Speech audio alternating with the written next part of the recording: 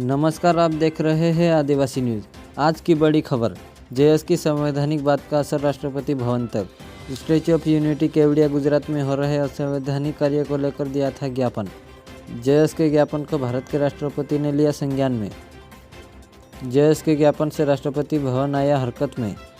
अनुसूचित क्षेत्र केवड़िया गुजरात में statue of unity area development and tourism governance 2019 के नाम पर असंवैधानिक तरीके से बिना ग्राम सभा की अनुमति के तथा सुप्रीम कोर्ट द्वारा दिए गए ऐतिहासिक फैसलों के निर्णय का उल्लंघन करके भूमि अधिग्रहण रोकने तथा अनुसूचित क्षेत्र में गुजरात पुलिस एक्ट 1951 तथा आरपीसी 1998 के अधीन असंवैधानिक पुलिस कार्यवाही भूमि अधिग्रहण पर तत्काल रोक की मांग को लेकर जेएस द्वारा 26 जून से 30 जून 2020 तक पूरे भारत में मध्य प्रदेश, महाराष्ट्र, गुजरात सहित अनेक राज्यों में अलग अलग जिले, तहसील, ब्लॉक स्तर पर माननीय राष्ट्रपति के नाम संवैधानिक ज्ञापन दिया गया था। उसी ज्ञापन के आधार पर जेएस राष्ट्रीय प्रभारी इंजीनियर लोकेश मुजल्दा को राष्ट्रपति भवन नई दिल्ली से एक पत्र प्राप्त हुआ, जिसमें केवड़िया की याचिका को भारत के माननीय राष्ट्रपति महोदय द्वारा संज्ञान में लिया गया और भारत सरकार के गृह सचिव को इसकी जांच के आदेश दिए गए। साथ ही पत्र में लिखा है कि इस मामले को लेकर सीधे जेएस से बात की जाएगी। जेएस राष्ट्रीय प्रभारी लोकेश मुजल्दा ने क्या कहा, सुनिए। जय जोहार, जय आदिवासी साथियों।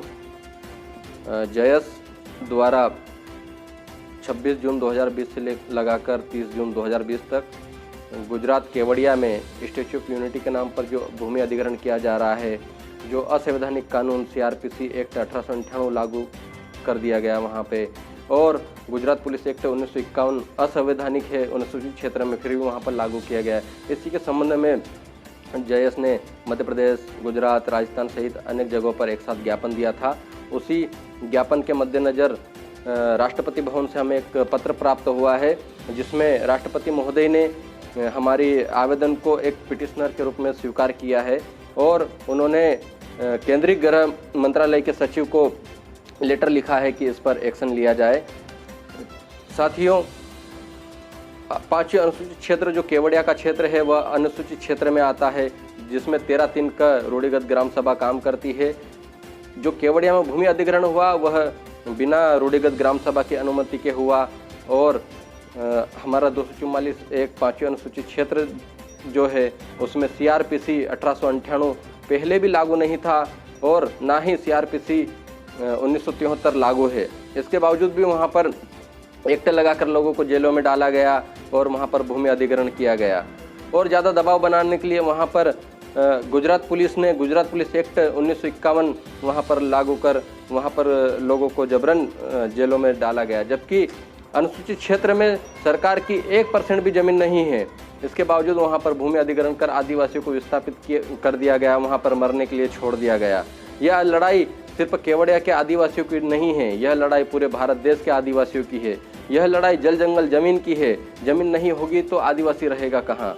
इसी लड़ाई को लड़ रहे हैं और जेएस हमेशा संवैधानिक लड़ाई लड़ता है। आज उसी का नतीजा है कि राष्ट्रपति महोदय ने हमारे आवेदन को स्वीकार किया है। हम माननीय राष्ट्रपति महोदय का बहुत बहुत धन्यवाद करते हैं कि आपने हमारे आवेदन को एक पिटिशनर के रूप में स्वीकार किया है और हम आपसे उम्मीद करते हैं, आशा करते हैं कि जल्द से जल्द केवड़िया के आदिवासियों को न्याय मिले। अभी इको सेंसिटिव जोन के नाम पर फिर केवड़िया के आसपास की जो भूमि है वहाँ पर आदिवासियों को उजाड़ा जा रहा है। एक के बाद एक कानून लाए जा रहे हैं और सिर्फ आदिवासियों को उजाड़ा जा रहा है।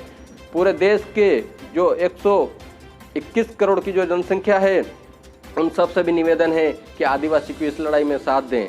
यह लड़ाई जल जंगल जमीन की है। जब आदिवासी का मुद्दा आता है तब गैर समाज के लोग साथ नहीं देते हैं। ऐसा क्यों? उन्हें भी साथ आना चाहिए। जब बात जमीन की हो, जब बात जीवन जीने की हो तो साथ में आकर लड़ाई का हिस्सा बनना चाहिए, आंदोलन का हिस्सा बनना चाहिए, साथ देना चाहिए। यह लड़ाई आज हमारे पास एक पत्र आया है, आगे और पत्र आएगा, हम आपसे साझा करेंगे और यह लड़ाई आगे भी जारी रहेगी। हम संवैधानिक अधिकारों के लिए हमेशा प्रतिबद्ध रहते हैं। हम 13 का ग्राम सभा के लिए आंदोलन है। हम लोग 5वीं अनुसूची के लिए प्रयासरत हैं। 5वीं अनुसूची में राष्ट्रपति और राज्यपाल का हस्तक्षेप रहता है और आज हमें राष्ट्रपति महोदय द्वारा ही यह पत्र प्राप्त हुआ है, तो हम उनका धन्यवाद करते हैं और 5वीं अनुसूची जल्द से जल्द भारत देश में अमलीकरण में लाई जाए, हम यह उम्मीद करते हैं। मैं इंजीनियर लोकेश मुजल्दा, जयस राष्ट्रीय प्रभारी, और मैं सभी समाज के सभी साथियों को, जयस के सभी साथियों को धन्यवाद देता हूं, क्योंकि यह आप सबकी मेहनत का नतीजा है कि आज राष्ट्रपति भवन तक हमारी आवाज़ पहुंच रही है। सभी को धन्यवाद। जोहार। आदिवासी न्यूज चैनल को सब्सक्राइब करें और बेल आइकन को दबाना ना भूलें। धन्यवाद।